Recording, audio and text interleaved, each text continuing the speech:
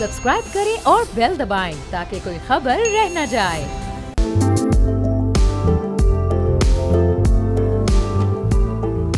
अस्सलाम वालेकुम, मैं और बाब जहांगीर। आप देख रहे हैं प्रोग्राम व्यापार। पहलगाम वाक़े के बाद भारत और पाकिस्तान के सफारती ताल्लुकात इंतहाई कशीदा हैं। भारत ने 1960 का 65 साल पुराना सिंध-तास मुआहदा मुअत्तल कर दिया है, जो पाकिस्तान को पानी की फराहमी पर शदीद असर डाल सकता है। फिर जवाब में पाकिस्तान ने 1972 का शिमला मुआहदा मुअत्तल कर दिया है। दो तरफा तिजारत बंद कर दी गई है और अपनी फ़ज़ाई हुदूद भारतीय परवाज़ों के लिए बंद कर दी है। अब सरहदों पर इस वक्त जंग का माहौल है, तो इंडिया भला कैसे पाकिस्तान के लिए IMF के कर्ज की मंजूरी को कबूल कर सकता है। IMF के एग्जीक्यूटिव बोर्ड का इजलास 9 मई को पाकिस्तान की दरख्वास्त पर गौर करेगा और तमाम तर आलमी दबाव के बावजूद पाकिस्तान के इक़्तिसादी मफादात को इसमें सर फहरिस्त रखा जाएगा। लेकिन भारत से तो पाकिस्तान की बेहतर होती माशी हालत न माजी में देखी गई है, ना इस वक्त उनको यह बर्दाश्त हो रहा है। IMF ने पाकिस्तान के लिए कर्ज की किस्त के लिए इजलास तलबी की मंजूरी दी थी, तो भारत ने पाकिस्तान के इक़्तिसादी इस्तेहकाम में रोड़े अटकाने के लिए IMF में भारत के executive director Krishna Murthy V Subramanian को उनकी मुद्दत मुलाजमत मुकम्मल होने से 6 माह कबल ही अचानक बरतरफ कर दिया। भारतीय काबीना की अपॉइंटमेंट्स कमेटी ने कृष्ण मूर्ति की बरतरफी की मंजूरी दे दी है, लेकिन किसी वाज़ेह वजह का ऐलान नहीं किया गया। ज़ाहिरी तौर पर सुब्रमण्यम को हटाने की वजह उनकी ज़ाती किताब की तशहीर बताई जा रही है, लेकिन असल वजह भारत की खुफिया और नाकाम कोशिशें हैं, जिनके ज़रिए भारतीय एग्जीक्यूटिव डायरेक्टर सुब्रमण्यम पाकिस्तान को मिलने वाले कर्ज में रुकावट डालने की भारतीय मुहिम चला रहे थे।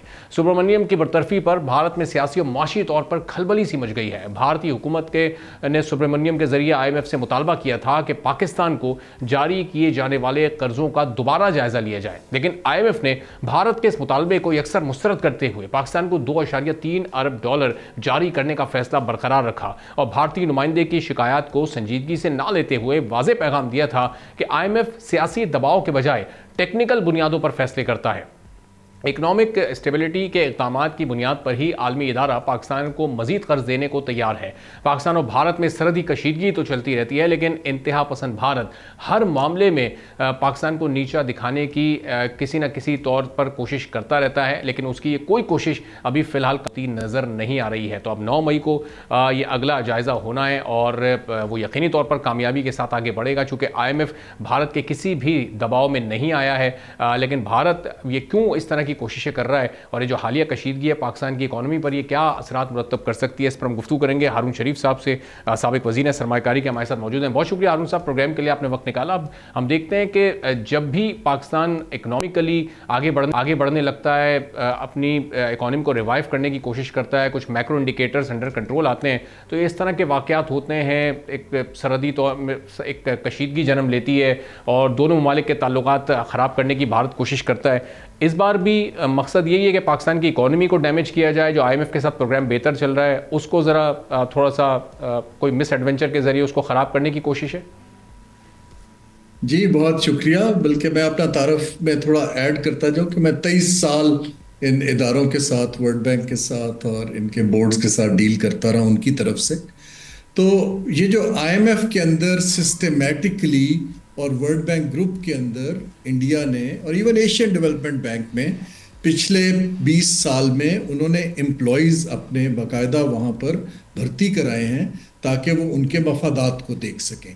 फॉर इंस्टेंस, जब मैंने आज से 5-7 साल पहले वर्ल्ड बैंक छोड़ा था, तो जो साउथ एशिया का डिवीजन था उसमें मैं सिर्फ सीनियर लेवल पे एक पाकिस्तानी था, बाकी सब मोस्टली इंडियंस और लैटिन अमेरिकन थे। तो एक तो हमें ये स्टाफ का हिस्सा देखना पड़ता है। सेकेंड पार्ट ये है कि ये जो एग्जीक्यूटिव बोर्ड है हमें समझना है काम कैसे करता है। 191 मेंबर हैं, फिर 25 डायरेक्टर्स आते हैं, एग्जीक्यूटिव डायरेक्टर, जो 3-3, 4-4 मेंबर्स को रिप्रेजेंट करते हैं। लेकिन वीटो पावर्स वाले मुल्क वो हैं जिन्होंने पैसा डाला हुआ है, और उसके अंदर अमेरिका सबसे बड़ा शेयर होल्डर है, चीन भी टेबल पर है, सऊदी अरब भी है। अब इंडिया अगर वहाँ पर एक एज ए मेंबर कंट्री कहता है कि जी हमें पाकिस्तान के लोन एतराज़ है, तो एक ड्यू डिलिजेंस हुई है, प्रोसेस हुआ है, मिलियंस ऑफ डॉलर के एनालिसिस हुए हैं, वो अनलेस के वीटो पावर वाले बड़े मेंबर उनके साथ मिले वो रिवर्स नहीं हो सकता। तो इंडिया लेकिन अपनी इंटरनल कंजम्पशन के लिए चाइल्डिश है, लेकिन वो लोगों को दिखा रहा है कि जी हम पाकिस्तान को दबाने की पूरी कोशिश कर रहे हैं, जबकि इंटरनेशनल फाइनेंशियल आर्किटेक्चर ऐसे नहीं चलता। तो हारून साहब, ये जो वीटो पावर्स वाले बड़े कंट्रीज़ हैं, क्या उनमें से किसी एक को भी अगर एतराज़ हो तो फिर प्रॉब्लम्स क्रिएट हो जाती हैं किसी भी मुल्क के प्रोग्राम के लिए, या उसमें भी मल्टीपल कंट्रीज़ का एक साइड पर, एक प्लेटफॉर्म पर होना ज़रूरी है? जी 16% यूएस है, दैट्स द लार्जेस्ट। अगर यूएस कहता है कि लेट्स डिबेट इस कंट्री का, हमने लोन रिवाइज करना है, जो कुछ करना है, फिर उसमें प्रॉब्लम आ सकती है। अदरवाइज अभी कोई ऐसी प्रेसिडेंट नहीं है। देखें, ये इदारों को हमें समझना है, ये सियासी इदारे नहीं हैं। ऑल्दो सियासत का इन्फ्लुएंस होता है, कोई वेवर दे दें, चेंज कर दें, लेकिन जब आपने बिलियंस ऑफ डॉलर के प्रोग्राम अप्रूव करने होते हैं, उसका एक बड़ा तवील टेक्निकल प्रोसेस है। जो ही उस प्रोसेस को आप कंप्लीट कर लेते हैं, उसकी reversal is not a joke. तो मुझे इसके अंदर कोई शक नहीं है, अनलेस एंड अनटिल खुदा ना खास्ता अगर ऐसे हो रहा होता कि पाकिस्तान पे सैंक्शंस की बात हो रही होती और यूरोपियन पार्टनर्स और अमेरिकन शेयर होल्डर बात कर रहे होते, फिर तो कोई लॉबी की चांस था, लेकिन अभी तो कोई ऐसा सीन नहीं है। Everybody is advising India and Pakistan के मिलकर अपने मामलात को हल करो। मैं अभी एक कॉन्फ्रेंस से आ रहा हूँ, चीन का भी यही मैसेज है कि ब्लेम गेम छोड़ें और आउटकम की तरफ बात करें। लेकिन इंडिया को, क्योंकि उन्होंने इंटरनली इतनी ज्यादा हाइप क्रिएट कर दी है, अब वो छोटी छोटी चीजों को ओवर सेल करने की कोशिश कर रहे हैं। तो इसका मतलब हारून साहब, इंडिया को ये इनिशिएटिव लेने से पहले भी पता था कि ये कामयाबी तो उसको नहीं मिलेगी, क्योंकि आईएमएफ मुकम्मल तौर पर टेक्निकल बुनियादों पर फैसला करता है, वो कोई सियासी दबाव तो कबूल नहीं करेगा। फिर ये कोशिश क्यों की गई, जबकि उन्हें पता था कि आखिर में उन्हें नाकामी का मुंह ही देखना पड़ेगा? ये पॉपुलिस्ट मूव है जी, जो डॉक्टर सुब्रमण्यम को भी वापस बुलाया, वो अवाम को बता रहे हैं कि हमने इस बंदे से कहा था कि पाकिस्तान का लोन रोके, वो नहीं रोक सका, हमने चेंज कर रहे हैं। ये सब सियासत है, लेकिन इंटरनेशनल इदारों को समझना जरूरी है। लेकिन मेरी एडवाइस पाकिस्तान को थी भी कि इन इदारों के अंदर प्रोफेशनल लेवल के ऊपर हमें अपने प्रोफेशनल्स को प्रमोट और स्पॉन्सर करना चाहिए, जो हमारा राइट है, ताकि हमें वहां पर कोई पोजीशन मिले। अभी इंडियंस का कैप्चर खासा ज्यादा है। मुझे ज्यादा डर प्रोफेशनल लेवल का है, बोर्ड का नहीं है, क्योंकि जिन्होंने एनालिसिस करना है, रिपोर्टें बनानी है, अगर वहां इन्फ्लुएंस आ जाता है उनके ऊपर, तो फिर वो आखिर के डिसीजन को इन्फ्लुएंस कर सकते हैं। और फिर हारून साहब, इंडिया के इस एक्ट से क्या इन जो बैनुल-अक़वामी इदारे होते हैं जो टेक्निकल बुनियादों पर फैसले करते हैं, एक नेगेटिव मैसेज उनके लिए जाएगा कि एक पॉलिटिकल मूव किया गया, वो कामयाब नहीं हुआ, एक मुल्क की इकॉनमी को नुकसान पहुंचाने की कोशिश की गई, तो अपने एक ऑफिसर को वापस बुला लिया गया, तो एक मनफी पैगाम या एक नेगेटिव इमेज इंडिया का क्या क्रिएट हुआ होगा इन इदारों के? गुडविल बिल्कुल खराब होती है, ट्रस्ट लेवल खराब होता है कि आप इन इदारों को कोशिश करके प्रोफेशनल रहने दीजिए, इनमें सियासत ना लाइए। जैसे अमेरिका FATF में ले आया था, that was not in a good taste. तो आई अंडरस्टैंड कि उनका इन्फ्लुएंस है, लेकिन वो इन्फ्लुएंस माइक्रो मैनेजमेंट में नहीं आना चाहिए, और इंडिया को भी रियलाइज करना चाहिए कि इस तरह की पॉइंट स्कोरिंग से कोई कॉन्फिडेंस बिल्ड होगा नहीं। आप ये ना करें। Even Indus water treaty international treaty है, वर्ल्ड बैंक उसका जामिन है, अभी वहां पर बात होगी। ये यूनिलैटरली काम नहीं हुआ करते। और इंडिया ने मैसेज क्या दिया? मैसेज ये दिया है कि 250 मिलियन लोगों का मैं पानी रोक रहा हूं। उससे आपको क्या मिलेगा? बेसिकली आप तो गरीब लोगों के रोजगार के ऊपर अटैक कर रहे हैं। इसके अच्छी जो है पिक्चर दुनिया में नहीं जाती। तो साहब, ये जो एक ऑफिसर को, एक एग्जीक्यूटिव डायरेक्टर को इंडिया ने रिमूव किया, उनकी जगह ज़ाहिर है अपना ही वो कोई दूसरा एग्जीक्यूटिव डायरेक्टर वहाँ पर अपॉइंट करेंगे, तो ये सिचुएशन इसी तरह नॉर्मलाइज रहेगी, ये चलती रहेगी, या अब उनके थ्रू भी इंडिया कुछ और करवाने की कोशिश करेगा? नहीं, बहुत मुश्किल है जी। चेंज करेंगे, हो सकता है किसी हॉकिश बंदे को भेजें जो शोर वोर ज़्यादा मचाता हो, लेकिन at this point in time Pakistan को IMF के सब शेयर होल्डर्स के साथ एंगेज रहना चाहिए और अपनी बड़ी क्लियर टेक्निकल पोजीशन पे कायम रहना चाहिए। तो इंशाल्लाह things will remain stable unless and until कि जो मेजर 2-3 शेयर होल्डर्स हैं, अमेरिका है, जर्मनी है, ब्रिटेन है, वो आ जाए। लेकिन चाइना और सऊदी अरब भी टेबल पे बैठे हैं, so it's not that easy. सही। चला, अभी IMF की जो नेक्स्ट इंस्टॉलमेंट है वो तो पाकिस्तान को इजीली इंशाल्लाह मिल जाएगी, लेकिन अब जो इस वक्त जो माहौल एक बना हुआ है, हमने देखा रिसेंट पास में पिछले 2-3 माह में पाकिस्तान ने मुख्तलिफ सेक्टर्स में कुछ एग्रीमेंट्स भी किए हैं, कुछ सॉफ्ट कमिटमेंट्स भी हुई हैं मुख्तलिफ सेक्टर में दीगर कंपनीज जो फ़ॉरेन दूसरे ममालिक की हैं, कुछ FDI की सूरत में इन्वेस्टमेंट भी वहाँ पर हो सकती है, ख़ासतौर पर माइंस एंड मिनरल सेक्टर में। तो वहाँ तो कोई डिस्टर्बेंस या उन एग्रीमेंट्स पर तो कोई फ़र्क नहीं पड़ेगा इस पूरे माहौल का? देखिए, जब कॉन्फ्लिक्ट का माहौल होता है तो इन्वेस्टर पॉज लेते हैं। हमें दोनों ममालिक को कॉन्फ्लिक्ट के माहौल को टोन डाउन करना है। देखिए ना, कोई भी इन्वेस्टर होगा वो इंतजार करेगा, वो किस पाकिस्तान स्पेसिफिक नहीं है, दोनों मुल्कों में। अगर कोई हिंदुस्तान भी जा रहा होगा तो इस वक्त ट्रैवल एडवाइजरी होगी। तो थोड़ा अब ये अनफॉर्चुनेटली ये टाइम का पॉज तो यहाँ पर आ गया है। ठीक है, और ये जब तक फिर ये माहौल इसी तरह रहेगा, एक सरहदों पर एक अलर्ट जो इस वक्त सिचुएशन है वो रहेगी, तो ये उस वक्त तक ये पॉज कंटिन्यू रहेगा या? हमें उस वक्त तक कोई बहुत बड़ी मेगा डील एक्सपेक्ट नहीं करनी चाहिए। अच्छा, तो फिर इसका मतलब कि दोनों ही ममालिक को इस वक्त थोड़ा सा समझदारी का मुजाहरा करते हुए और अपनी इकोनॉमी के लॉस को मिनिमम रखते हुए या उसको रोकने के लिए तो फिर कोई वे आउट निकालना ही पड़ेगा जल्द अज जल्द। जी बिल्कुल, क्योंकि इंडिया की ग्रोथ बहुत ज्यादा है, वो अफोर्ड नहीं करते कि वो नीचे गिरे, और पाकिस्तान इकोनॉमिक रिवाइवल की तरफ जा रहा है, और इसमें बहुत समझदारी से काम करना चाहिए और एतमाद रादर देन ब्लेम करें, हल निकालना चाहिए। ठीक है, thank you so much sir, बहुत बहुत शुक्रिया। हारून शरीफ साहब साबिक जानकारी हमारे साथ मौजूद थे। गुफ्तगू आपने सुनी, एक छोटा सा ब्रेक लेते हैं, ब्रेक के बाद वापस आएंगे, एक और अहम मौजू पर बात करेंगे।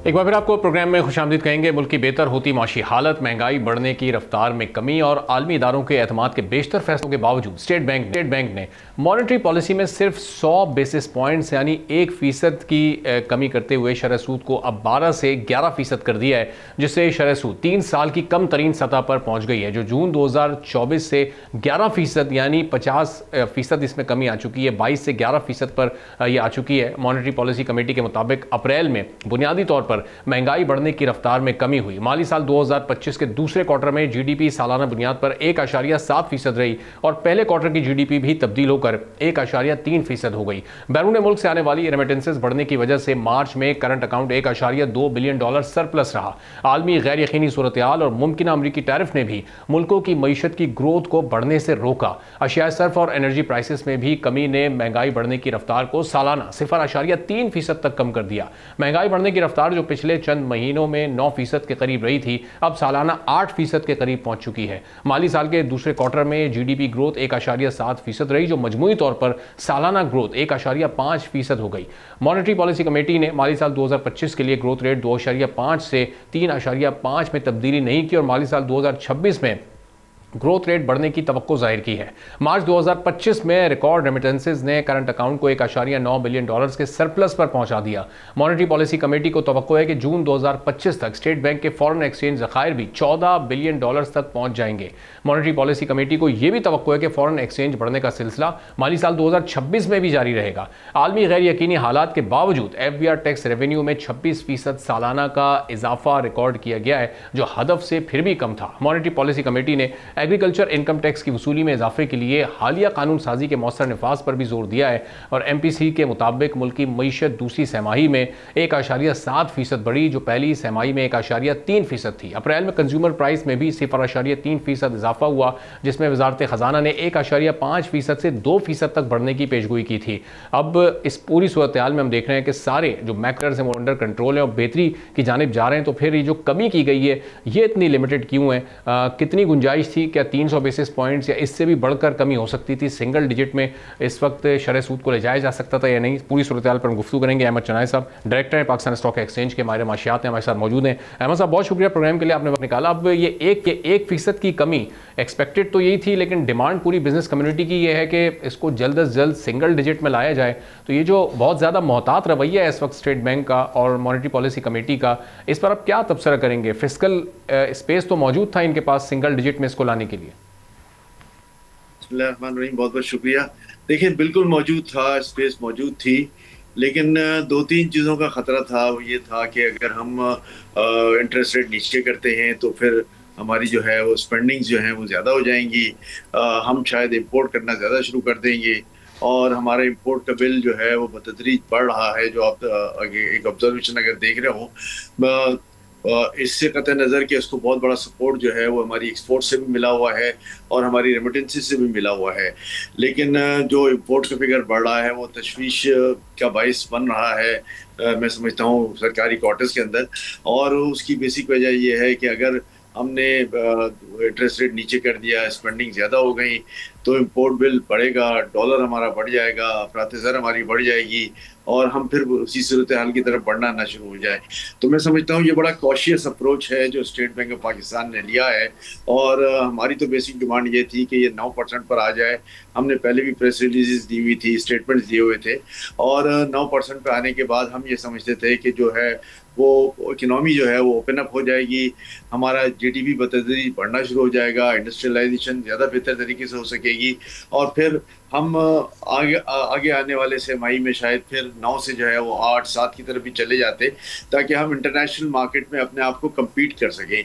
ये जो कॉशियस अप्रोच है वो मैं समझता हूँ कि लेने की ज़रूरत अपनी जगह पे ज़रूर रहती है, लेकिन इसके दूसरे तरीके भी होते हैं, और दूसरे तरीके ये होते हैं कि जी आप इंपोर्ट को कर्टेल करने के लिए एक बेंचमार्क बना लें, एक कोई रिस्ट्रिक्शंस बना लें, और ज़्यादा जो पोताइश चीज़ें हैं जिसमें आजकल गाड़ियाँ बेतहाशा आ रही हैं, मोबाइल फ़ोन की फिर से दरामद शुरू हो गई है, और एसेसरीज हमारी आ रही हैं, उनको कर्टेल करने के लिए हम बात करते हैं, और हम इंडस्ट्रियल जो गुड्स हैं या इंडस्ट्रियल मशीनरी है उसको इनकरेज करते हैं ताकि हमारी जीडीपी बढ़ती। देखिए इसके लिए बड़ी मौसर प्लानिंग की ज़रूरत होती है, इसके लिए बड़ा जो है वो एक ब्रेनस्टॉर्मिंग होता है, और उस ब्रेनस्टॉर्मिंग के बाद इस नतीजे में पहुंचा जाता है कि कौन सी चीज़ पाकिस्तान के लिए इंपोर्ट के लिए ज़रूरी है, और उससे जो है वो न सिर्फ इंडस्ट्रियल ग्रोथ आ सकती है बल्कि फिर हमारी एम्प्लॉयमेंट में भी कमी आ सकती है जब इंडस्ट्रीज लगती हैं। मैं ये अफसोस के साथ कहता हूँ कि इस चीज़ को मद्देनज़र नहीं रखा गया और एक बड़ी कॉशियस अप्रोच ले ली गई, जो हर कोई ये काम कर सकता है कि जी ठीक है इंटरेस्ट रेट वही मेंटेन कर लो ताकि इंपोर्ट्स जो हैं वो कर्टेल डाउन रह जाएं। इसके लिए दूसरे प्रोएक्टिव मेजर्स जिसका मैंने जिक्र किया उसकी ज़रूरत थी, उसकी स्टडी की ज़रूरत थी, जो शायद हम नहीं कर पाए। मैं ये उम्मीद करता हूँ कि अगले आने वाले दिनों में इकनॉमी को बेहतर बनाने के लिए जो है जो मजीद मॉनेटरी पॉलिसीज आएंगी उसमें ये इतना कॉशियस अप्रोच नहीं लिया जाएगा। कॉशियस अप्रोच ज़रूर ले हम कहते हैं, मगर उसके लिए वो मेथड इस्तेमाल करें कि जिससे हमारी इंडस्ट्रियल ग्रोथ ना रुके, जिससे इन्फ्लेशन ज़्यादा ना हो और लोग जो है वो रियल इकोनॉमी की अच्छी फीलिंग जो है वो ला सकें।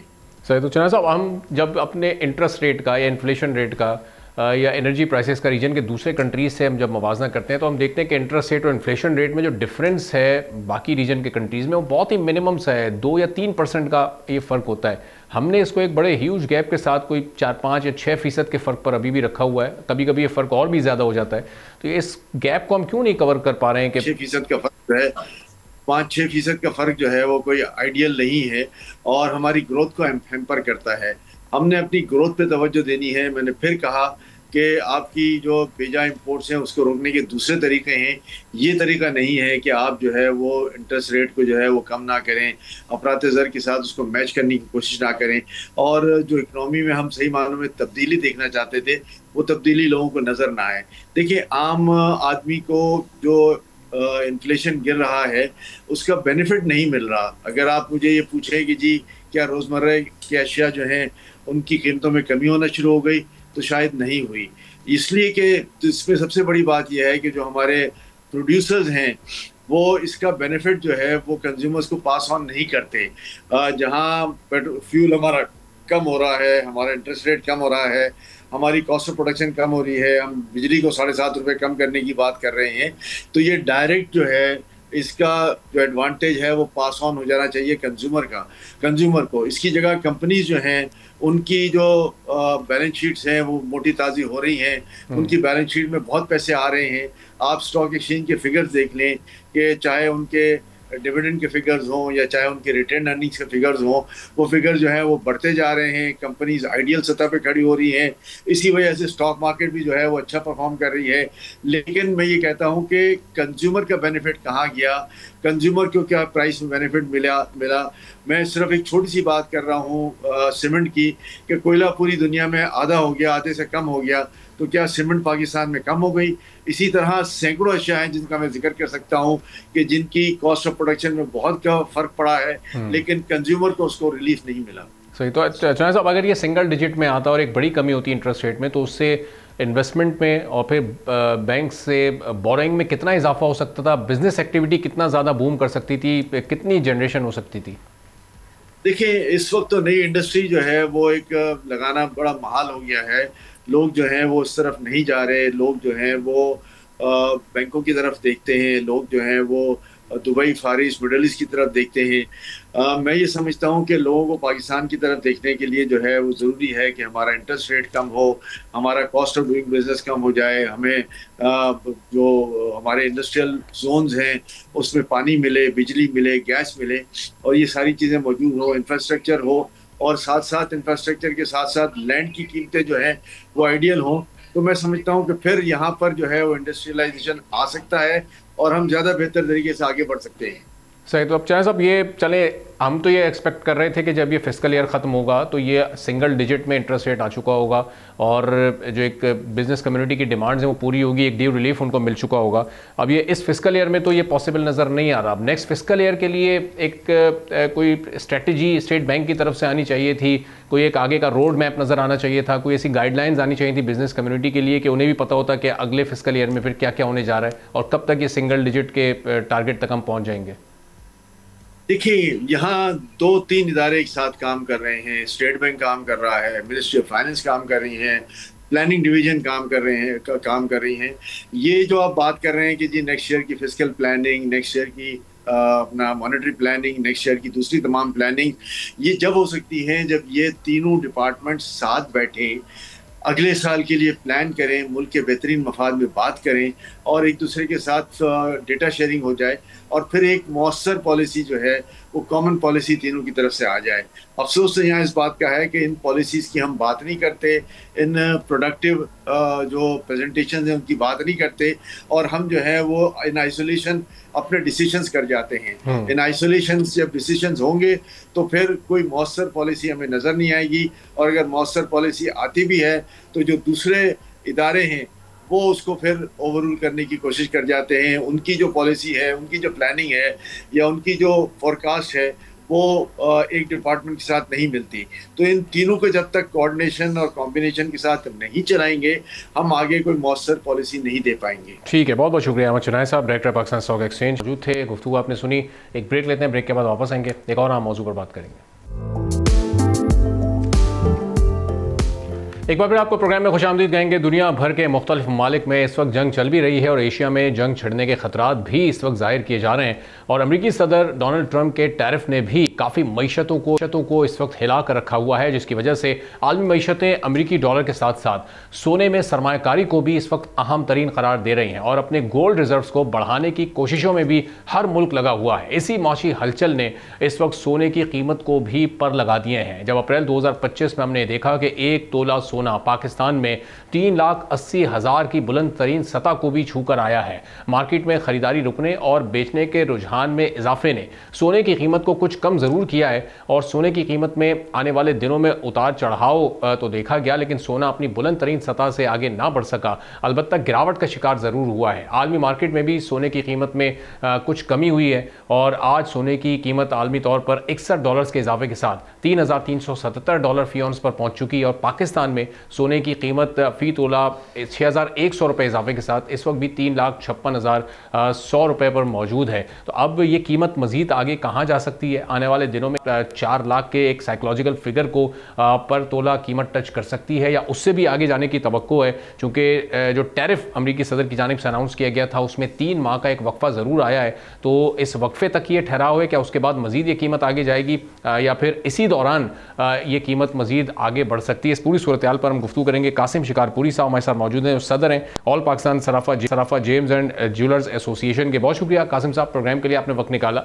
अब ये जो इस वक्त सूरत हाल पिछले चंद माह से पैदा हुई है, इसमें आगे आप क्या इस वक्त सूरत हाल देख रहे हैं? ये सोना अपनी जो एक पीक है कीमत के एतबार से उस तक पहुँच चुका है या अभी मजीद ऊपर जाना है?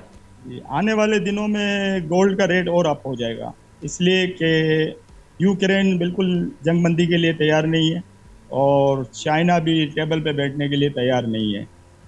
तो मैं समझता हूँ गोल्ड फिर से 3400 से ऊपर निकल जाएगा और पाकिस्तान के अंदर हमारे मुल्क में गोल्ड का रेट 4 लाख रुपये अबूर कर जाएगा।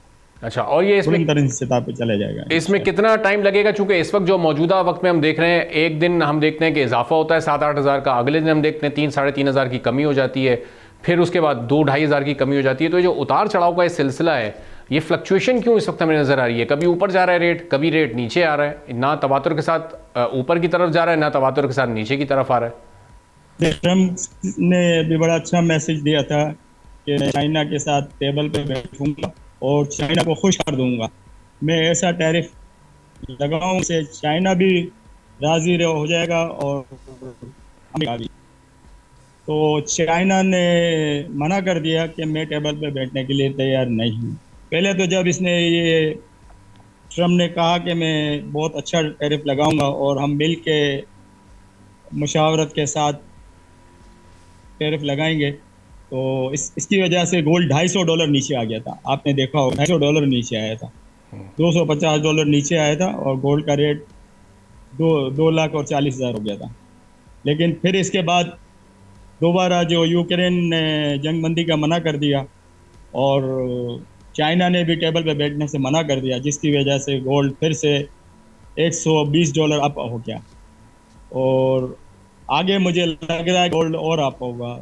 लेकिन ये थोड़ी बहुत करेक्शन लेती है $15-20 की, तो थोड़ा सा नीचे आता है, इसके बाद ये ऊपर निकल जाता है। अच्छा, तो मैं समझता हूँ एंड चंद महीनों के अंदर गोल्ड है ना तकरीबन आपका ये 35 से भी ऊपर चला जाएगा, 37 बल्कि चला जाएगा। अच्छा, लेकिन ये करेक्शन लेता हुआ जाएगा, एक साथ नहीं जाएगा। तो काजिम पहले 34 को अभी पाकिस्तानी मार्केट में भी सूरत हाल क्या है? जो खरीदार इस वक्त $20 नीचे आएगी। पाकिस्तान में इस वक्त मार्केट में क्या सूरत हाल है? बेचने वाले इस वक्त लोग ज़्यादा हैं, ख़रीदारी वाले लोग ज़्यादा हैं? इस वक्त क्या बेचने का एक बेहतरीन वक्त है कि या ख़रीदारी का बेहतरीन वक्त है कि लोग ख़रीद कर स्टॉक करें, या फिर जो अपने स्टॉक्स हैं वो बेच कर उसको कैश में कन्वर्ट कर लें?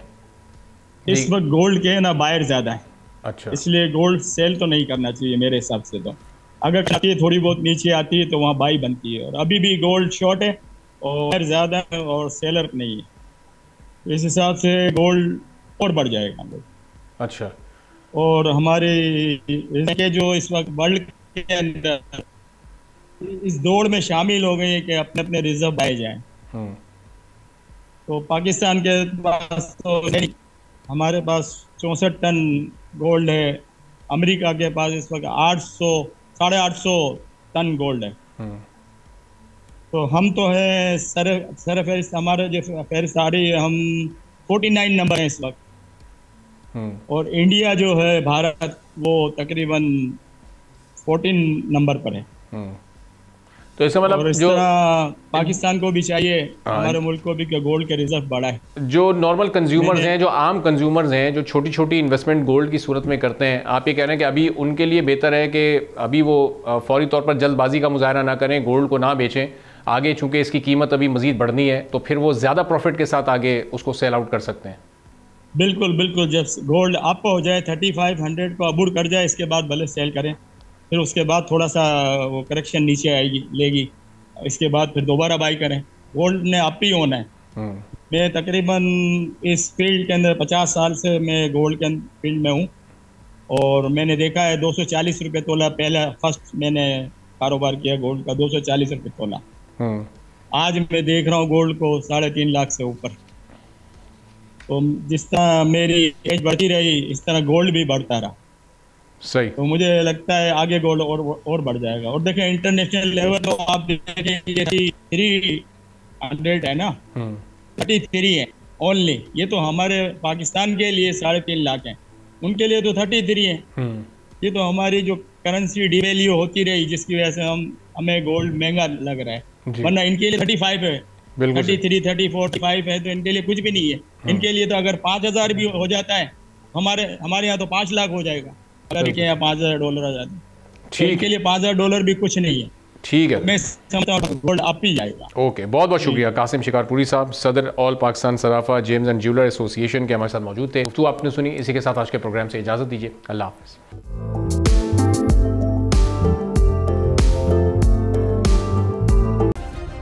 सब्सक्राइब करें और बेल दबाएं ताकि कोई खबर रह न जाए।